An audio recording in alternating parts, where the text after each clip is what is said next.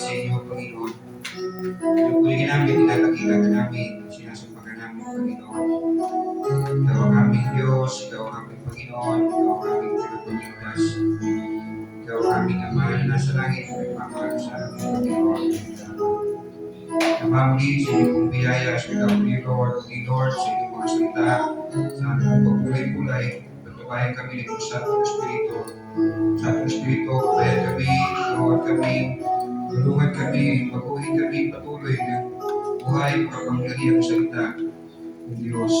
We ask and pray, Lord, patuloy, Panginoon, mga salita mo, lumubog sa aming maging kawais, ng aming Panginoong Jesus.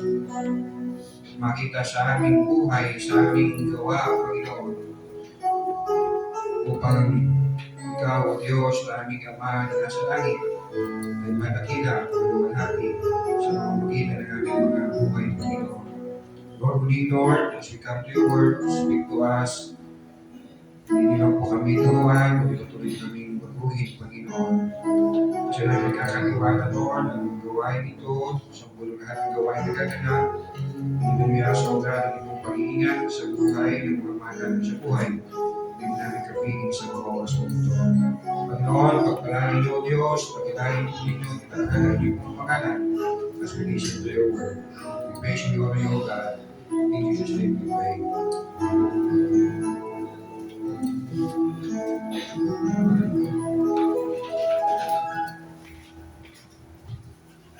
Magbukas po tayo sa 1 Peter chapter 4, verse 1 to 11. Kung paano bang si Kristo ay nagbata sa laman, ay magsandata rin naman kayo ng kayong pag-iisip. Sapagkat siya na nagbata sa laman ay nagpapatigil sa kasalanan. Upang huwag na kayong mamubuhay sa laman sa inyong nalalabing panahon sa mga masamang kita ng mga tao, kundi sa kalooban ng Diyos. Sapagkat sapat na ang nakaramang panahon upang gawin ang hangad ng mga hintil at umakat sa kalibugan sa mga masamang kita, sa mga paglalasing, sa mga kalayawan, sa mga kayamuan, at sa kasuklam-suklam na pagsamba sa mga Diyos-Diyosan. Ikinahahanga nila ang bagay na ito na kayo'y hindi nakikitakbo kasama nila sa gayong pagpapakalabis ng kabuluhan, kung kaya't kayo'y pinagsasalitaan ng masama, na sila'y magbibigay sulit sa kanya ng handang humuko sa mga buhay at sa mga patay. Sapagkat dahil dito ipinangaral maging sa mga patay ang Ebanghelyo, upang sila, ayon sa mga tao sa laman, ay mga hatulan, datapwat, mga buhay sa Espiritu ayon sa Diyos. Ngunit ang wakas ng lahat ng mga bagay ay malapit na kayo ngayon, mga pakahinahon at mga puyat sa pananalaman. Nauna sa lahat ay maging manigas kayo sa inyong pag-iibigan, sapagkat ang pag-ibig ay nagtatakip ng karanihang kasalanan, na mga patuluyan kayo ng walang bulong-bulong, na ayon sa kaloob na tinanggap ng bawat isa ay ipaglingkod sa inyo rin, na gaya ng mabubuting katiwala ng masaganang biyaya ng Diyos. Na kung sino may nagsasalita ay gaya sa mga aral ng Diyos, kung ang sino man ay nangangasiwa ay gaya ng kalakasang ibinibigay ng Diyos, upang ang Diyos ay papurihan sa lahat ng mga bagay sa pamamagitan ni Jesucristo, na sa Kanya ang kaluwalhatian at ang paghahari magpakailanman siya'y nawa. Pasalamat ko sa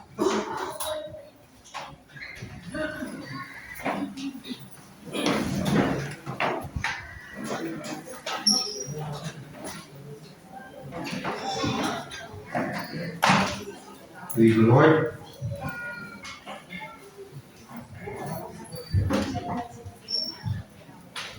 Yung binasa po sa atin no, ay malalim na sakin no, ng Tagalog. Sige po, kumayan natin ang salita ng Panginoon again sa 1 Peter chapter 4, verse 1 to 11. Ito po yung sulat po ni Apostle Peter. Sulat ito ni Pedro, of course, sa patnubay po ng banal na Espiritu para sa mga mananampalataya sa Asia Minor. Sa ating pong panahon dito po ay Turkey. At yes, sinasabi sa ating pong panahon, ang Turkey ay wala na hong 1% no, ng populasyon ng Turkey ay Christian. More than 99% ay mga Muslim and less 1% ay Christian. Less 1% kasi may mga Judaizer din po sa Turkey. And we can think about paano nangyari yun. No? Na yung 7 churches na sinulatan doon sa Book of Revelations, they were believers, and now sa panahon natin, less than 1% na lang ng populasyon ng Turkey ay mga mananampalataya. Yes, this reminds us na tayo pong mga mananampalataya ay responsible sa pagpapalagana ng salita ng Diyos. Kayo sa amin, meron po tayong responsibilidad. No, na hindi lang tayo magpalakas ng ating pagpalago, ng ating pananampalataya, kundi maging instrumento sa pagpapalago ng pananampalataya ng iba at sa pagpapalagana ng mabuting balita. Sa Joshua, sa Book of Judges, chapter 2, ito pong mababasa po natin. I think ganyan po yan sa ating slide. Paki-flash na po yung slide natin. Slide po. Yan, ang pamagat ng mensahe natin, The Foreigner, Part 2. Kung makinig po kayo ng aking pong SAF Thursday, hindi po pamagat. At may subtitle na Paano Mamuhay si Christian sa Mundong Ito. Kung Christian po dyan, hindi yan si Espinosa, hindi yan si Bumagat, kundi katabi mo. Sabi mo sa yung katabi, ikaw yan. At talo hindi yan si Jackie Chan. Okay? Next slide please. Sa Book of Judges, let me just read po rito, simula verse 6. Pinalalakad na ni Josue ang mga Israelita at kanilang tinirhan ang mga lupaing na katalaga para sa kanila. Si Jose ay namatay sa edad na 110 taon at inilibing siya sa Temnat Heres, isang lugar na sakop ng kanyang lupain sa kabuluhan ng Efraim, sa gawing hilaga ng bundok Gaas. Namatay rin ang buong salintahing kasabay ni Josue. Naglingkod ng tapat kay Yahweh ang mga Israelita habang nabubuhay si Josue at ang mga pinunong nakasaksi sa mga kahangahangang bagay na ginawa ni Yahweh para sa Israel. Ito na yung malupot. Subalit, ang sumunod na saling lahi ay nakalimot kay Yahweh at sa lahat ng ginawa niya para sa Israel. At itutuloy natin ang basa, nagbumagsak sila sa pagkakasala. Imagine, yung bago itong henerasyon na ito, next to Joshua's generation, yung Joshua's generation, they were faithful, sumusunod sila sa Panginoon, and then sumunod na henerasyon, walang pagkakilala sa Panginoon. Walang pagkaalam sa ginawa ni Yahweh sa kanilang mga ninuno. So question, gaano po ikaw ako kaseryoso na ituro, ipasa, ipamulat ang pananampalataya mo sa iba? Lalong-lalo na sa pamilya natin, sa anak natin, sa apo ninyo, wala pa ako po, sa mga bata, sa mga kabataan. Nakikita ba ng mga bata na tayong mga nakakatanda is very serious and intentional na tinuturo ang salita ng Diyos sa pamamagitan ng ating salita at buhay? Sa ibang bansa, like very latest, ay Nigeria po, dumaranas po ng matinding pag-uusig Pinapatay po sila ng walang awa, bata matanda, maliban na i-renounce nila yung kanilang pananampalataya. Pero tayo dito sa Pilipinas, na malaya po, meron tayong freedom of religion, anong ginagawa natin sa pagpapatatag ng ating pananampalataya, paghahanda sa mga kabataan, paghahanda sa mga bata, para umago sa kanila pananampalataya. Noong November 1, ako ay umattend ng Leadership Summit. Sabi ng speaker, next slide, what is healthy grows. What is healthy grows. At pinaliwanag niya po ito. Katulad ng isang halaman, kapag malusog yung halaman, madahon, malusog ang dahon niya, at magbubunga siya ng maayos. Katulad din ng isang inahing baboy, kapag malusog yung baboy, no, magiging malusog din ang potensyal na siya po ay maganap ng mga biik na malulusog. So naturally, healthy grows. Kung malusog, no, ito ay namumunga. At kung maalala po ninyo, tayo po ay nagturo no, sa ating pong tema, spiritual disciplines. Spiritual disciplines. So ang church, kapag malusog ang members, malusog ang church. Kapag malusog ang church grows, lumalago sa katangian ng Panginoon, lumalago sa pagkakilala sa Panginoon, lumalago sa paglilingkod sa Panginoon, and yes, lumalago sa vida. Pakisipat-sipat kayo na tabi mo, healthy ba siya? Because healthy grows. And I totally agree. Again, nagturo po tayo ng 5 spiritual disciplines. Next, pakipindot nga po, kung maalala niyo ito, bawat linggo ay pinalakay natin isa-isa ito. Bible study, prayer, worship, service, stewardship. Lahat ng ito ay spiritual discipline na ginagamit ng Panginoon for us to grow. Yes, ang paglago ay sa Diyos. Kayo say amen? Pero hindi ito yung lalagay niya sa iyo, talago ka. Kundi He provided itong mga spiritual disciplines na ito para sa ating pong paglago. And so, kapag tayo ay malusog, naturally, we will grow. Naturally, we will just bear fruits. And yes, maaaring sabihin natin, Pastor, trabaho niyo po ito. Nalagaan kami at palusugin. And yes, gawain ko po yun. But yes, hindi ko lang po yun ito gawain. Kundi gawain nyo at gawain ko. Gawain ko na kayo turuan, gawain ninyo na kayo po ay magpaturo. So, let's do our part para sa aming paglago for the glory of God. Now, here sa ating pong text, again, sa 1 Peter chapter 4, verses 1 to 11, ito ay kung babasahin po natin ang buong 1 Peter, makita natin no, na marami o sabihin natin, malaki ang cover ng sulat ni Peter tells us about kung paano tayo mamuhay bilang mga dayuhan sa mundong ito. At yes, no, si Apostle Peter, tinawag niya ang mga mananampalataya as foreigner. Si Apostle Paul, ang tawag po niya sa mga mananampalataya, isa po sa pagkatawag niya sa mga mananampalataya, kung maalala po niyo sa Pilipos, citizens of heaven, mamamayan ng langit. And here si Peter, sa 1 Peter chapter 1, next slide. Ayan. Wala ko yung ano, para makita mo, tapos, okay, sige. Mula kay Pedro, isang apostol ni Jesucristo sa mga hinirang ng Diyos na nakikipamayan.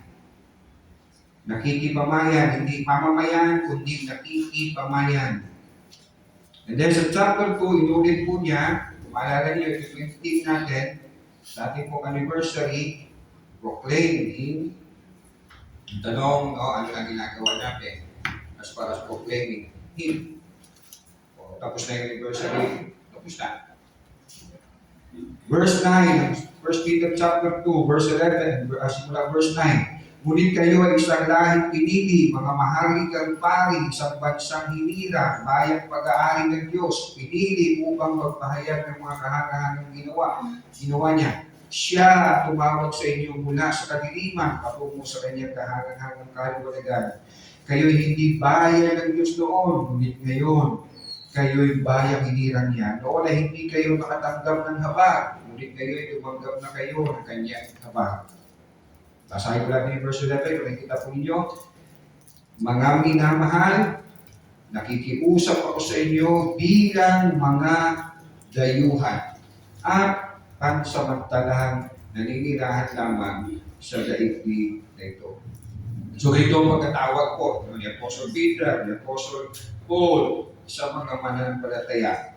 Dayuhan, foreigner sa mundong ito. Nakikipamayan lamang sa mundong ito. And you may ask, ba't ganito po ang pagtawag nila sa mga mananampalataya?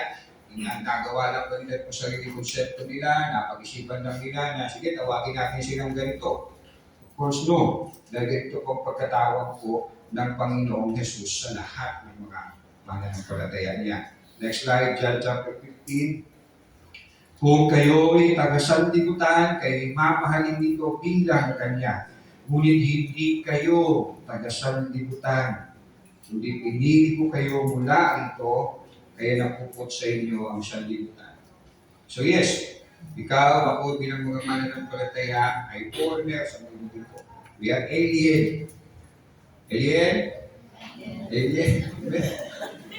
Gusto nyo seryoso na eh. So now, hindi our text again, no? Patuloy na sinasabi ni Apostle Peter kung paano ikaw at ako bilang mga mananampalataya, bilang alien, bilang foreigner sa mundong ito, kung paano tayo dapat mamuhay bilang mga mananampalataya. Yes, kaya sinulat sa mga mananampalataya sa Asia Minor, na tumanas po ng paghihirap dahil sa pag-uusig, but yes, this also applies to us. Dahil tayo mga mananampalataya ng Panginoon, kayo sa amin. So para rin ito sa atin. Marahil hindi lamang ninyo ito narinig, hindi naisip nyo, o baka nasabi nyo na rin. No? Ibang-iba na talaga ang panahon ngayon.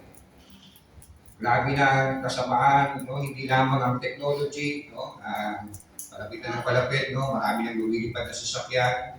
Mapapansin nyo sa Metro Manila, meron ng parami na ang mga electric gate, electric car, no? At maaari, no, tayo makakita na ng mga lumilipad na sasakyan. Sino kaya sa atin ang magkakaroon ng lumilipad na sasakyan? No? So, ibang-iba na po talaga ang panahon ngayon. Ibang-iba na talaga ang mga bata ngayon. We used to hear that. O, noon, sip lang ng magulang, tatakbo na ang anak pauwi. No, tingin pala ng magulang, no, talagang nangangapa na sa pag-uwi. O nangangarap na sa pag-uwi. Pero ngayon, yung anak na maraming beses tumingin ng masama sa mga magulang. And this is very sad. Noon, nagsasaya lamang ang mga babae. Ngayon, pati lalaki, nagsasaya na. Ingat-ingat kayo sa mga tumitingin sa mga nakasaya. Noon, nagpastuhod ang palda ng mga babae. Ngayon, hindi pa nakaupo, kita na kung laylayan ng kwet ng babae. At yes, hindi ang babae, kundi binabae. Noon, alas 6 ng gabi, sa mga kabataan na tulad ko, kailangan ko, di po ba? Pag umalimbang na ang simbahan, nasa loob na ng bahay. May isang computer pa, nag-iimbus pa. Kita ng rosary. Pagkalimbang ng simbahan, na umuwi na anak. Before 6, kami, naalala ko, no? Ang dati ko, kailangan before 6 p.m. bago siya dumating, dapat nasa loob na kami ng bahay. At minsan dumating siya, wala pa ako sa bahay. Alam niyo ginawa sa akin ng tatay ko, wala naman siya dito, pero pupanood nito. No? Yung katawan, yung hawakan ng map, yung kulay, yung kahoy na bilog, pinalo niya yun sa akin. No? At puto yun, at litira, talaga, totoo pala talaga yun. Maiikot talaga yung bahay. Kung ikaw yung nakaranas ng gano'n, ako sige. Naranasan ko po yun. Pero ngayon, yes, alas 6 pa rin naman umuwi yung mga bata. No?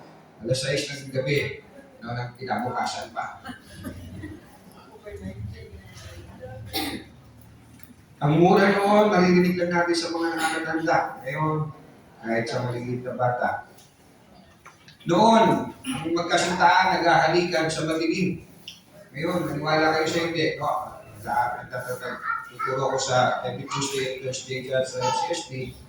So, ang aking oras ay pag Tuesday, alas 8 ako na awi. Pag Thursday, alas 5:30 ako na awi o alas 5. Literal, almost every Tuesday, may nakikita akong estudyante sa harapan ng elementary o high school yan, o sa likod ng munisipyo, o sa kapila. Literal na nag-aalikan, naka-uniforme pa. At literal, sa ilalim ng puting ilaw, hindi buwan, hindi street lights, na may ilaw. Pagkatanda ko, nung ako ay wala pa sa Panginoon, talagang natakot talaga ako sa madilim. Talaga rin yung bagay na yan. So, ibang-iba na po talaga ang panahon talaga. And as Christians, as foreigner, hindi natin sasabihin, sino ba yung gumagawa ng kalokohan, sino ba yung nagsisinungaling, sumabay na lang tayo sa uso. Hindi po ganun tayo bilang mga mananampalataya. Hindi tayo sasalungan. Hindi natin kakatwiran ng mundo na makiayon, sumabay sa agos, sa uso, sa sistema, umiiral sa mundo ito. Kaya meron tayong Biblia, no? Diba merong acronym na Bible? Basic Instructions Before Living the Earth. Ang Biblia, ang manual ng buhay natin sa buhay nito, habang naghihintay tayo ng muling pagbabalik ng Panginoon, ito ang manual ng buhay natin. At ito ang ating isa sa buhay. So here, paano tayo dapat mamuhay bilang mga foreigner sa mundong ito? Sabi ko ng first one, yamang si Kristo'y nagtiis ng hirap nung siya'y nasa buhay na ito, kayo man ay dapat maging handang magtiis sapagkat nagtiis na ng hirap sa buhay na ito ay tumalikod na sa kasalanan. So una, magtiis. Magtiis sa hirap. Bilang putigiyan, Pastor, no? Nung wala, akala ko pag ako'y nagsumunod sa Panginoon, wala nang mga pagtitiis kasi bago ko sumunod sa Panginoon, marami na akong pagtitiis. Tapos ngayon, wala, pag sumunod ako sa Panginoon, meron pa rin palang mga pagtitiis. Palagay ko sa tagal na nating mananampalataya, alam natin na meron pong pagtitiis sa buhay Kristiyano. Ano siya? Amen? Ano po yung mga hirap na yun na maaari nating danasin at ating pagtiisan? Pagtalikod sa kasamaan, o kasalanan. Bakit may pagtitiis sa pagtalikod sa kasalanan? Sabi ko ng verse 2, kaya nga mula ngayon ay mamuhay na tayo sumusunod sa kalooban ng Diyos at hindi sa pagnanasa ng laman.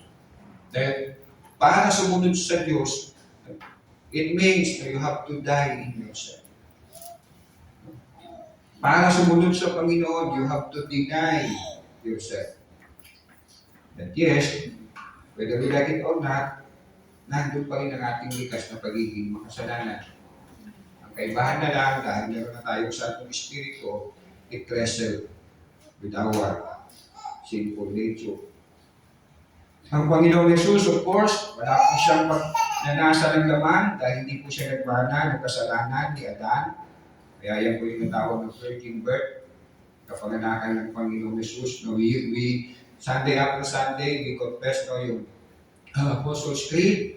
I hope, Sunday after Sunday, hindi lang natin siya na-memorize, kundi unti-unti at palalim ang pagkaunawa natin sa mga kahulugan itong pinapahayag natin sa Apostles' Creed.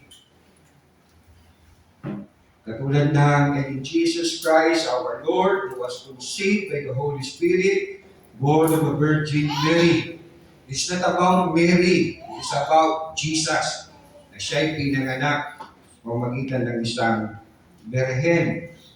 And so, hindi po siya nagmana ng kasalanan. And so, wala siyang pagnanasa ng laman. Dahil hindi niya po ininhirit ang kasalanan ng binana natin sa ating unang mga magulang na si Adan at si Eva. But yes, ang Panginoong Jesus ay dumanas ng pagtitiis pagsunod sa kalooban ng Ama. Sa 1 Peter chapter 2, ng Pedro kabanatang 2.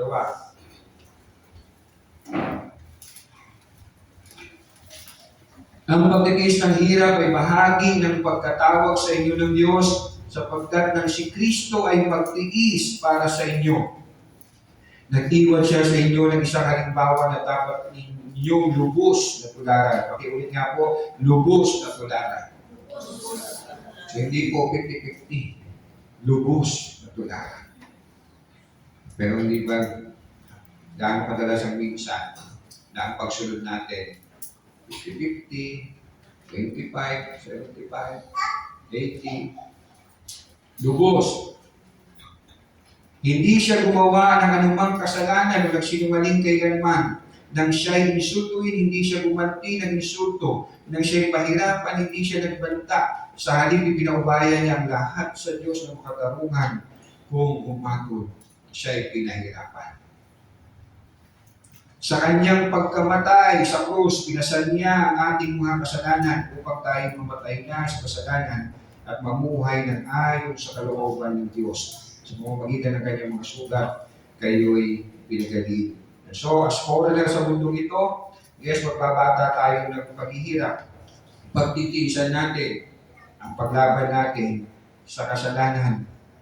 Again, wala pa tayo sa Panginoon, sunod tayo sa layaw. We are enjoying, walang struggle sa paggawa ng masama. Madaling gumising ng maaga dahil may outing, may road trip. Pero pag pupunta ng church, no. Madaling makinig sa maritesan, pero kapag Bible study, no. Kung wala tayo sa Panginoon, we don't struggle with it. Dahil wala tayong desire ng gano'n. Madaling bumili ng cellphone, pero kapag bumili ng Bible, no. Madaling gumastos sa panggala, pero pag gawain ng Panginoon, no. Pwede, tatanong, libre ba yan? Meron ba yung kainan? No? Wala tayong struggle on when we are not in the Lord. Pero nung nasa Panginoon na tayo, nandun pa rin, mas madaling gumising sa outing, pero nakikipagbuno tayo na hindi, tatayo ako because I have to worship the Lord in my prayer. No, I have to read the Bible. Kahit inaantok ako, hindi yung Bible na nagpapatok sa akin, kundi itong Diablo. So I will read.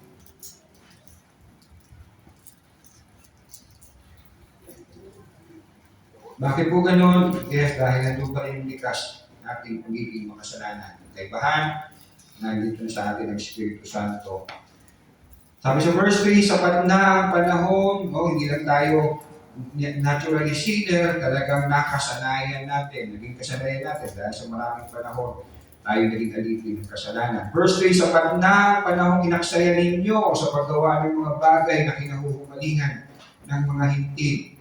Hindi po sinutukoy kung hindi po dito is not just hindi Hudyo o hindi unbeliever, hindi mananampalataya. Kahalayan, mga pagnanasa ng laman, paglalasing, walang habas na pagsasaya, pag-iinuman, at kasuklam na pagsamba sa mga Diyos-Diyosan.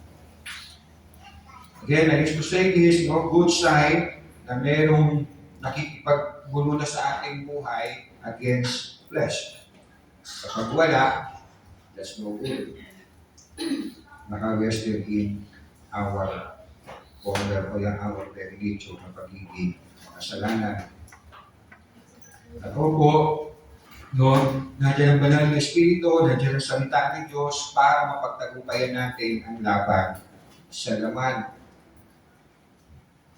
Sabi ng awit 119, verse 9-11, paano mapapanatiling malinis ang pamumuhay ng sinumang tao sa kanilang kabataan sa pamamagitan ng pagsunod sa banal mong kautusan. Buong puso ang hangad kong sambrahin kat paglingkuran, huwag mo akong hayaan sa utos mo ay sumuway. Ang banal mong kautusan sa puso ko ay ingatan upang hindi magkasala laban sa iyo kailanman. Think about your prayer kanina umaga. Meron kayang sounds type sa itong panalangin. Lord, huwag mo akong hayaan magkasala sa iyo. Tulungan mo ako na itago sa puso ko, sundin ang iyong mga salita na hindi kita masuway. O Lord, Panginoon. Ano po magtitiisan natin sa pagsunod sa Diyos? Paglaban sa laman, yes, we can also lose friends. Maaari tayo mawalan ng kaibigan, if not mabawasan ng mga kaibigan. Diba, how many of you, mawalan ng kaibigan, kayo naging mga Kristiyano? Nag-totally na, wala din nyo sila kaibigan, pero hindi nyo sila nakakasama. Nakakasama sa mga gawain. Alam natin, hindi kalooban ng Diyos. Kaya sabi ng verse 4, nagtataka nga sila kung bakit hindi na kayo sumasama ngayon sa kanilang mabulong pamumuhay. Kaya kayo kinuputya nila. Yung mabulong pamumuhay po dito, no, hindi yung basa pulo, kundi yung mga gawain masama, kahalayan, pagkanasan ng laman, pagkalasing, walang habas sa pagsasaya, pag-iinuman, at pagsamba sa Diyos-Diyosan. Nalala ko po, no, ako nasa Taiwan, after 3 months ako nakakilala sa Panginoon, ang unang pinanggalagad sa akin ng Lord ay pag-iinom. Pero katakawan, hindi naman. Yung ngayon nga, parang meron pa din. Pero kaya lang, mula nung naging Kristiyano ako, no, imagine, 4th floor, no, dalawang kwarto, 3-6, lahat Pilipino, so 12 kami Pilipino. Nung hindi pa ako Kristiyano, almost every night, niyayaya nila ako sa inuman. Gusto, bago ka dyan, doon tayo. Pero bago mag-inuman, siyempre, meron munang food tripping. Kung naman kadalasan ng mga kabataan, food trip muna bago laklak. Sabi ko, pero nung ako naging Kristiyano na, hindi na nila ako niyayaya. Ay sabihin ng pastor, ano yung pastor, inom pa rin kayo? Of course, no. Nung tinagal sa akin yung pag-inom, yung pagkain, hindi. So sabi ko, hindi mo lang ako niyayain itong kumain. So wala nang yaya, totally. Kahit birthdays, no? Wala nang yaya. Kasi ang kondisyon, yayain ka namin, siyempre inom ka, kakain ka lang, bumili ka na lang sa'yo. Maybe some of you here, naranasan din. Dati, itong araw ko, oras, o Sunday, nasa ganaan, nasa tropa, nasa inuman. Maybe some of you here, Monday to Saturday, trabaho na, pagdating pa ng Sunday, trabaho pa rin. May dito magbubutik-tik. Pero nung kayo naging mga mananampalataya na nakita ninyo yung pangangailangan ninyo ng spiritual na pagkain. So tayo nagkakasama dito para kumain ng spiritual na pagkain. At yes, hindi lamang tayo maaaring iwan ng ating mga kaibigan, mga mahal sa buhay. Yes, hindi kusigi. At yun ang nangyari, naranasan ko ng mga mananampalataya na sinulatan ko ni Apostle Peter. They were being persecuted. Verse 5, ngunit mananagot sila sa Diyos na handang humatol sa mga buhay at sa mga patay. Ipinangaral din ang magandang balita sa mga patay upang bagamat sila'y nahusgahan ayon sa laman, gaya ng lahat ng nasa laman, mabubuhay sila sa Espiritu sa pamamagitan ng kapangyarihan ng Diyos. Ginagamit po ito no, na sinasabi that there is second chance of salvation. This is related to purgatory, hindi po ito natututong tamin. Kung talatang verse 6 ay hindi po natuturo ng second chance of salvation. At yes, ang natutukoy po dito mga patay na ay mga mananampalataya na naligtas. At binanggit ito ni Peter to encourage yung mga mananampalataya na bubuhay pa o dahil maaari silang na-discourage sa kanilang pananampalataya dahil sa mga namatay nila ng mga mananampalataya. And most probably, sakot na tinutukoy ng mga namatay sa pagpupusi. So paano pa tayo dapat bumuhay bilang mga foreigner sa mundo ito na nababatbat ng kasamaan? Magtimpi. Okay, next. Magtimpi at manatiling malinaw ang pag-iisip. Verse 7, malapit na ang wakas ng lahat ng bagay. Kaya't maging mapagtimpi kayo at manatiling malinaw ang inyong pag-iisip upang kayo'y makapanalangin. Opo, imbis na makisabay o umayos sa sanlibutan ito at sabihin, katapusan na lang ito, kaya harapin doon na lang. O YOLO, you only live once, kaya sunod na lang sa layaw. Hindi po ganun ang isip ng tunay ng mga mananampalataya. Ang naiisip ng mga mananampalataya, no, ay ang gawin at patuloy na gawin ng kalooban ng Panginoon. Patuloy na paghuwi ng kaisipan na naayon sa Panginoon. Romans chapter 12. Roma kabanatang 12, talata 2, huwag kayong makiayon sa takbo ng mundo ito. Sa halip, hayaan ninyong baguhin ng Diyos ang inyong pag-iisip upang maunawaan ninyo ang kanyang kalooban. Sa gayon, magagawa ninyo kung ano ang mabuti, kalugod at ganap na kalooban ng Diyos. So meron munang pag-aaral, pag-uunawa sa salita ng Diyos para magawa ang kalooban ng Diyos. Si Apostol Peter man sa huling 2 talata ng kanyang huling sulat, 2 Peter, last 2 verses, ngayong ito'y alam na ninyo, mga kapatid, dapat kayong mag-ingat upang huwag kayong mailigaw ng mga taong walang sinusunod na batas. Sa gayon, hindi kayo matitinag sa inyong mabuting kalagayan. Sa halip, patuloy kayong lumago sa kagandahang loob ng ating Panginoon Tagapagligtas at sa pagkakilala sa Kanya. I hope we're growing in knowing who Jesus is. Knowing who He is. Sa Kanyang kalwalatian, ngayon at magpakailanman. Again, sa verse 7, dugtong po niya sa bandang dulo, pero let's read the whole verse. Malapit na ang wakas ng lahat ng bagay, kaya maging mapagtindi kayo at manatiling malinaw ang inyong pag-iisip upang kayo'y makapanalangin. Opo, kung ano po ang laman ng ating pong pag-iisip, ay maaari yung pinaglaman ng ating pong panalangin. Manalangin, humingi ng karunungan, kaliwanagan ng pag-iisip mula sa pagkaunawa ng salita ng Panginoon. Ano ba po? Kung yung unang pong mga talata ay kung paano tayo mamumuhay, ay itumuhan ng mga di mananampalataya. Ito namang talatang verse 8 to 11 ay kung paano tayo mamumuhay kasama ng kapwa nating mga foreigner o kapwa mananampalataya. Kaya po, hindi po tamang marinig sa bibig ng isang professing Christian. Oy, naniniwala ako sa Diyos, Kristiyano ako, kahit hindi ako nagsisimba, kahit wala akong membership sa isang local church, hindi ako nakakalibot sa Panginoon. Mali po yun. Hindi po tama po yun na sabihin ng isang tunay na nagsasabi na siya po ay mananampalataya. So, paano tayo mamumuhay bilang foreigner sa mundong ito, kasama ng kapwa nating mananampalataya? Okay, next slide.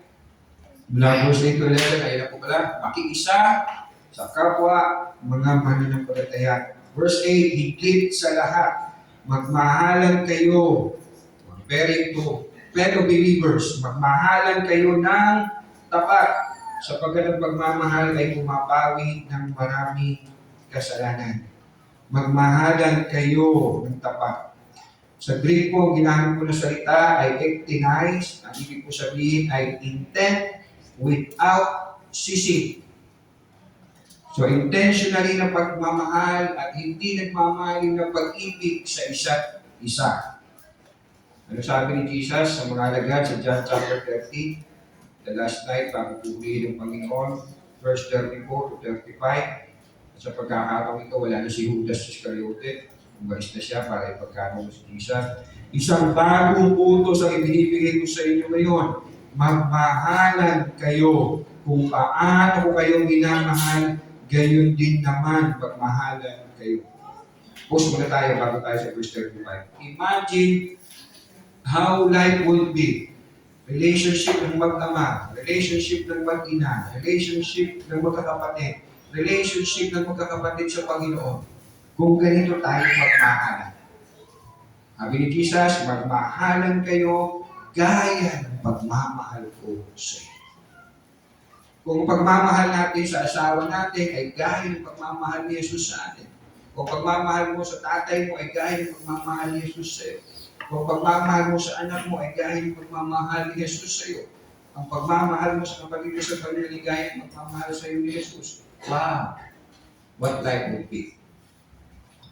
We can experience glimpse of heaven sa mundo ito if we have that love katulad ng pagmamahal sa ating Panginoon.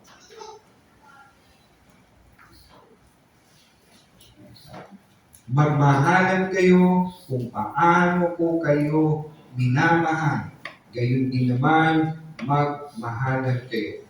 At si Peter, hindi lang niya ito narinig, hindi lang niya ito naunawaan, naranasan niya ito.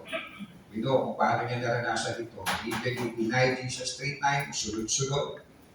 Bilhin natin within that hour night, last hour of the night, I don't know him, mamatay man ako, hindi ko kilala ang tao yan. Pero he was restored by the Lord. Again, if ganito tayo magmahalan, musta ang magiging buhay natin sa mundo dito. Sapagkat ang pagmamahal, sabi ko sa uling bahagi ng verse 8, sapagkat ang pagmamahal ay pumapawi ng maraming kasalanan. Kung tayo nagmamahal sa isa't isa gaya ng pagmamahal sa atin ng Panginoon, magpapatawaran tayo at hindi lang tayo magpapatawaran, maglalayo pa sa atin sa pagkakasala. Ayun siya natin. Kasi sabi sa akin ni Jesus, mahalin kita katulad ng pagmamahal niya sa akin, pinapatawad niya ako, so I will forgive you. Sabi ni Jesus, mahalin kita katulad ng pagmamahal niya sa akin, and so hindi kita gagawa ng masama. I will intentionally love you, sincerely will love you without personal interest or whatsoever masamang pinapay. Because si Jesus, mahal niya ako nang walang masamang pinapay. And so, hindi lang mapapawi, hindi lang tayo magkakapatawaran, maglalayo pa sa atin sa pagkakasala sa isa't isa. Kapag tayo ay nagmahalan, katulad ng pagmamahal sa atin ng Panginoon. Sige po, pakitanong yung katabi mo. Do you love me?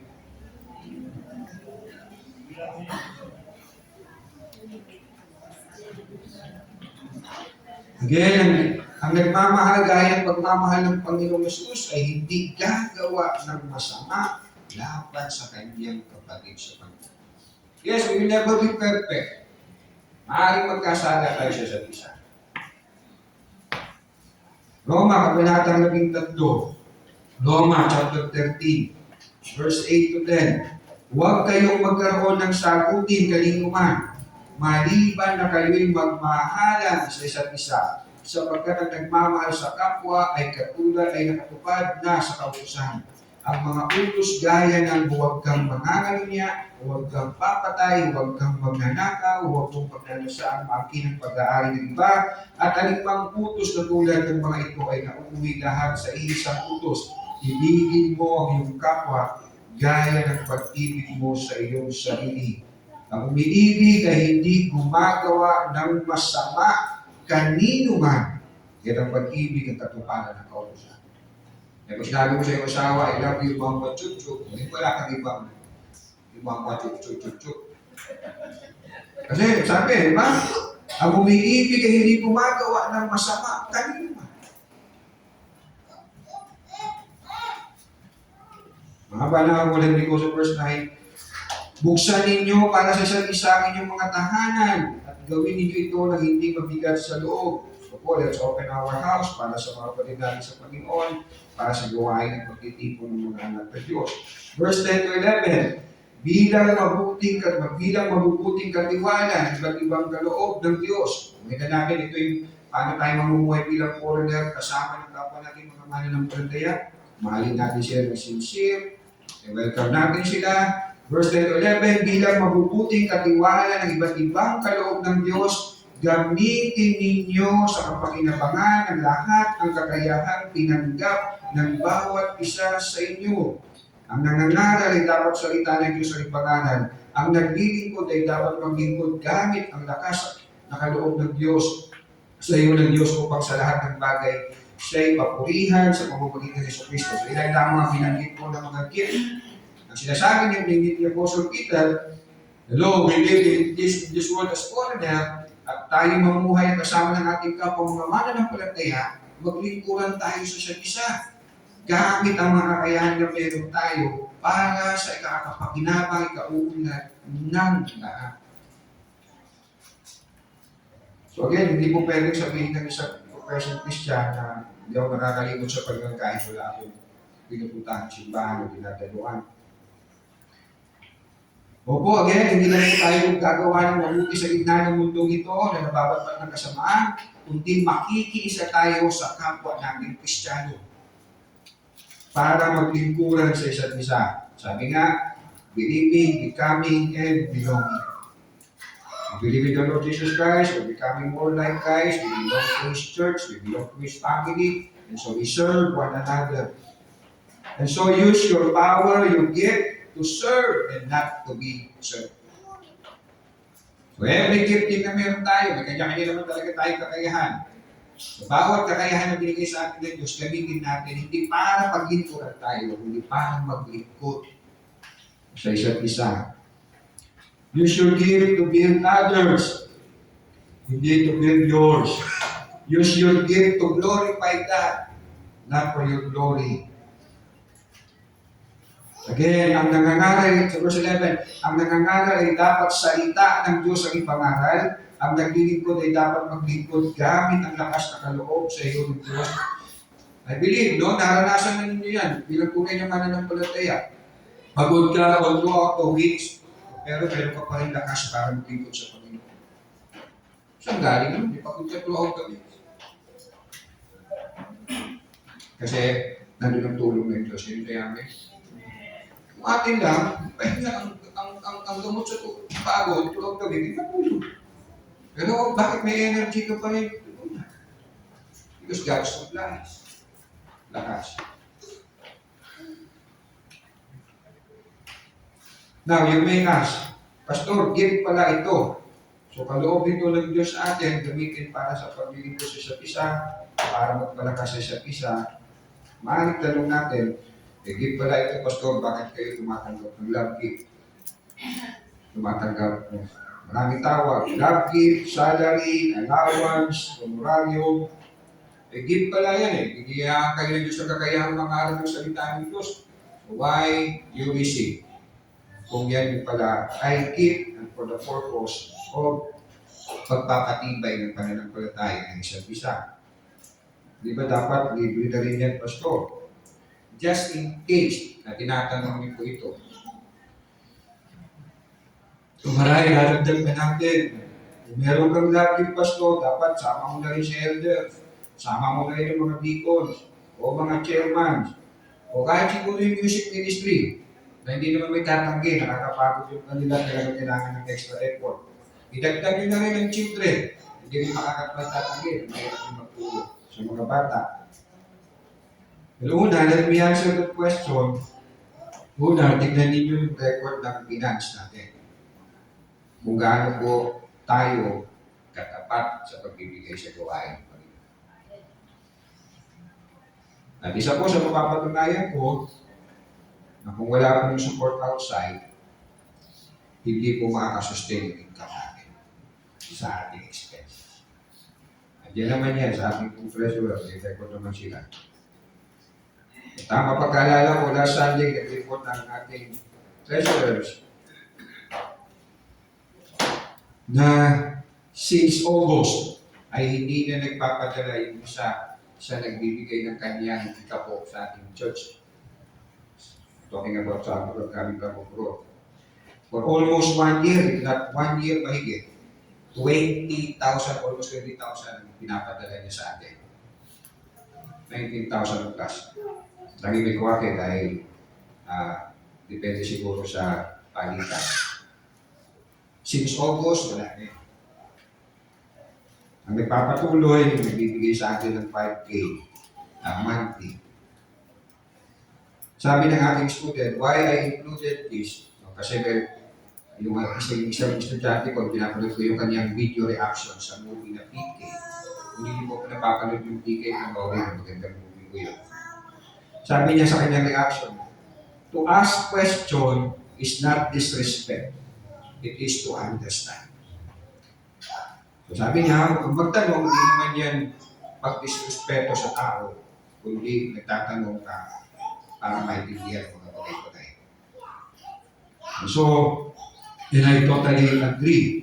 So, kung sincere ang tanong, for the purpose of understanding, dapat na magtanong.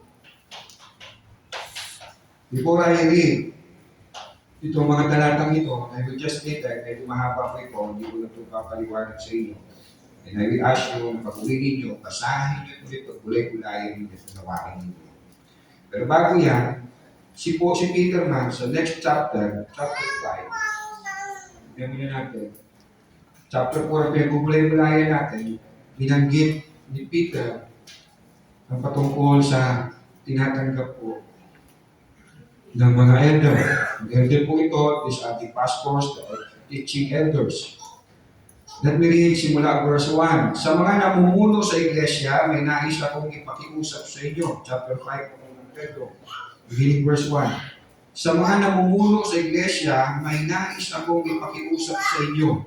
Bilang isa ring namumuno sa iglesia, nakakasaksi sa mga paghihirap ni Kristo at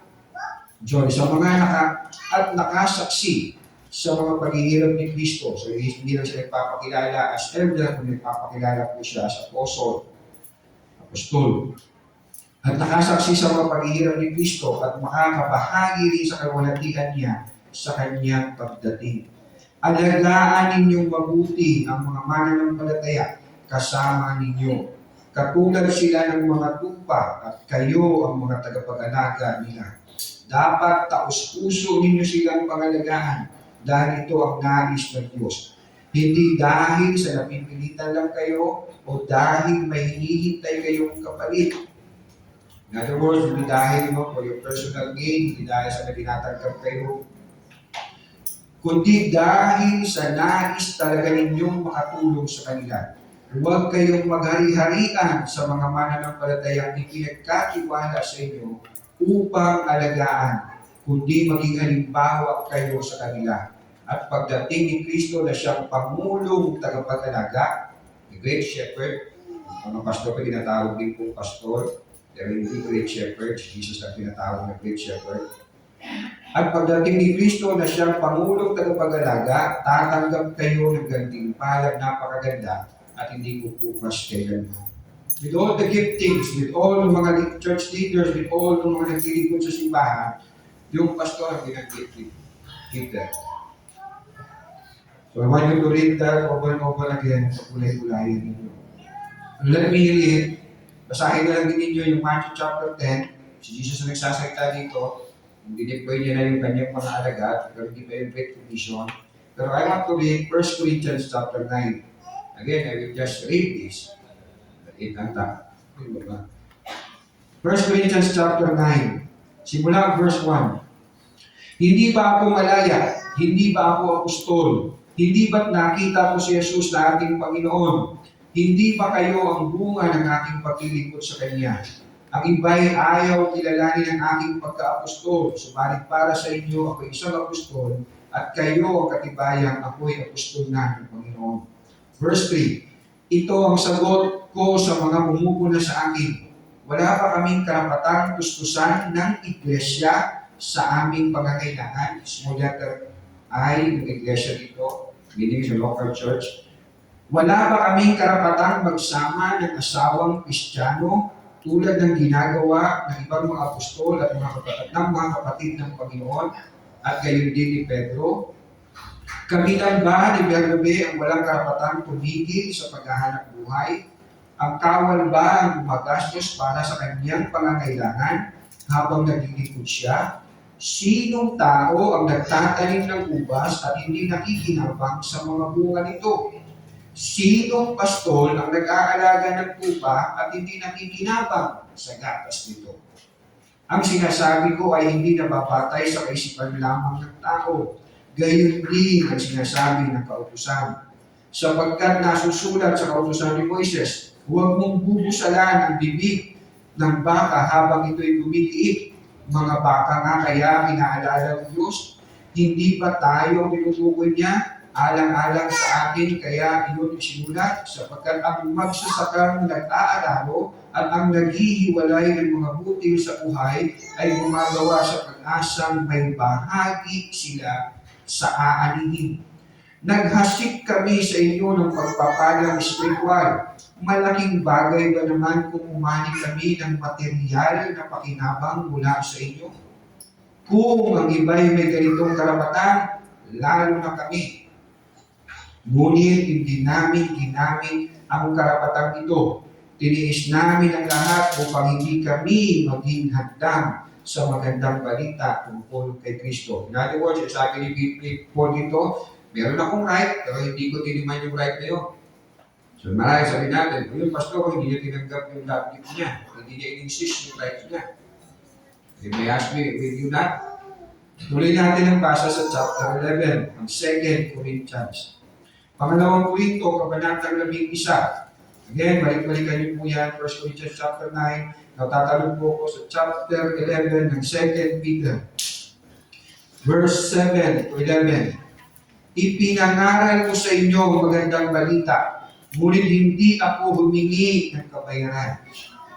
Ako'y nagpakababa upang maitaas kayo. Masasabi bang kasalanan ang ginawa ko ito? Ibang iglesia, small letter I, ibang iglesia ang tumustos sa aking mga pangangailangan.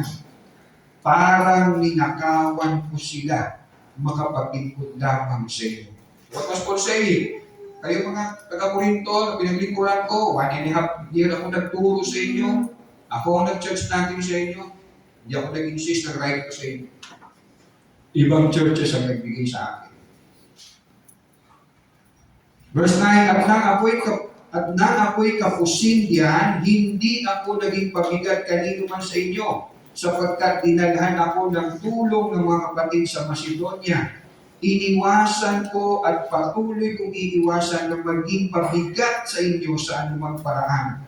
Habang ang katotohanan ni Kristo ay nasa akin, hindi mapapatigil ang pagmamalaki ko ito saan man sa Akaya. Pagmamalaki ko ito saan man sa Akaya. Bakit ko ginagawa ito? Dahil ba sa hindi ko kayo mahal? Alam ng Diyos kung gaano ko kayo kamahal.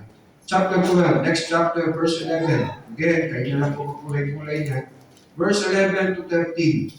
Ako'y naging hangal, ngunit kayo ang nagtulak sa akin na magkaganon. Kayo sana ang dapat pumuri sa akin. Dahil kahit na wala akong kwenta, hindi naman ako nahuli sa magagaling apostol na iyan. Buong tiyaga kong pinatuhanan sa inyo na ako isang tunay na apostol sa pamamagitan ng mga himala at iba pang mga kamanghamanghang bagay. Paano nakakalamang sa inyong ibang mga iglesia? Sila'y nakakalamang dahil hindi ako naging pabigat sa inyo. Ipagpatawad ninyo ang pagkukulang ko. So look at Paul was saying, Corinth, ayaw ko tanggapin ang lapit ninyo. Do I have that right? Para ba kasi sinasabi niya yung ibang church, parang ninanakawan ko tuloy dahil sila yung susuport sa akin, hindi kayo na pinagpastoran ko. Hindi sinasabi niyo po. Hindi ako naging pabigat sa inyo. Ipagpatawad ninyo ang pagkukulang ko iyo.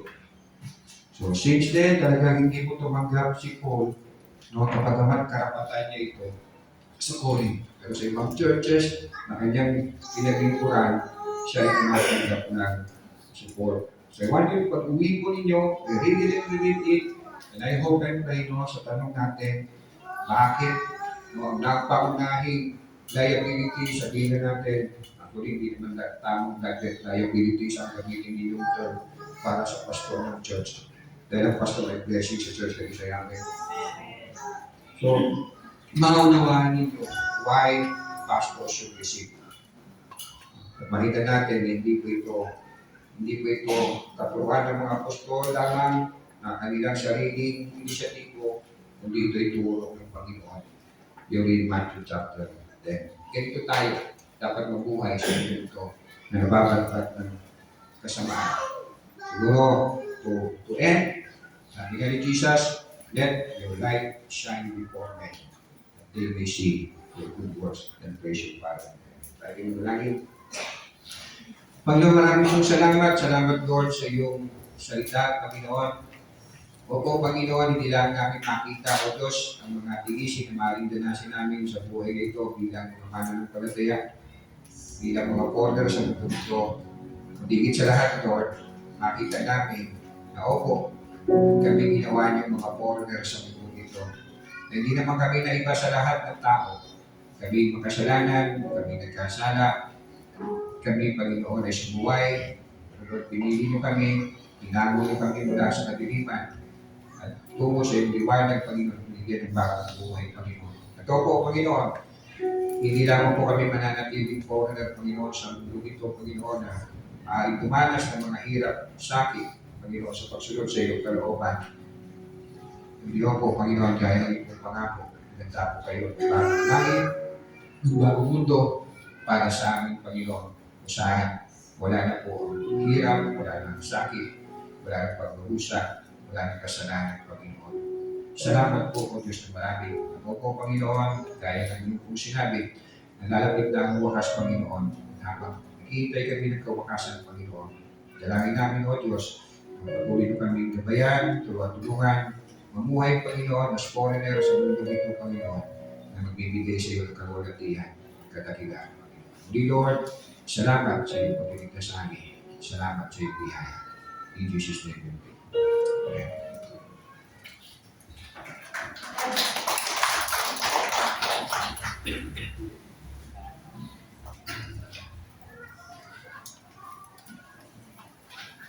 Tayo po ay dumako na sa side set, okay? Basahin ko lang po mula sa ano kayo.